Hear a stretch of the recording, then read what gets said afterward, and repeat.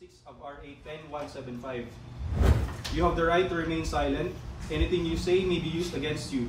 Huli sa isinagawang entrapment operation sa isang aesthetic clinic sa Parañaque noong August 12 ang dalawang Vietnamese na ito. Sila umano ang tumatayong aesthetic doctors ng naturang clinic. We have at least 2 individuals who went to the office. Ang sabi po nila, they have a schedule for aesthetic clinic po. We found out that this aesthetic clinic involves 2 foreign nationals. Ngunit nang makumpirma ng mga otoridad sa PRC na wala silang lisensya para mag-practice ng aesthetic medicine sa ating bansa, ay nagkasana ng entrapment operation laban sa kanila. Sa naturang operation, nakita umano sa naturang clinic ang mga clinic beds at ilang mga gamot na ginagamit sa mukha. Ayon sa NBI, delikado ang mga ganitong pagpapractice umano ng mga di-lisensyadong doktor sa bansa.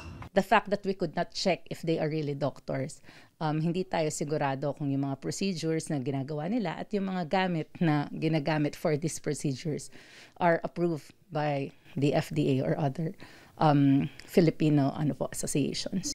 Paalala nila sa publiko, huwag agad maniniwala sa mga nakikita online. Suriin kung may lisensya ang mga doktor sa klinik na pupuntahan at tignan kung FDA-approved ang mga gagamiting gamot sa iyo ng klinik. Kung dayuhan naman ng iyong doktor, i-check maigi kung may lisensya silang mag-practice sa bansa. Marami po kaming mga sinesurveillance ngayon na mayroong mga foreign nationals na nagpa-practice ng aesthetic, ng medicine dito sa Pilipinas. Kasong illegal practice of medicine at misbranding of products sa ilalim ng FDA at Pharmaceutical Act ang mga kasong haharapin ng mga sospek. Parang doktor naman ata talaga sila from NBI.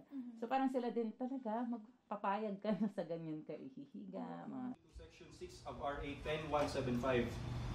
You have the right to remain silent. Anything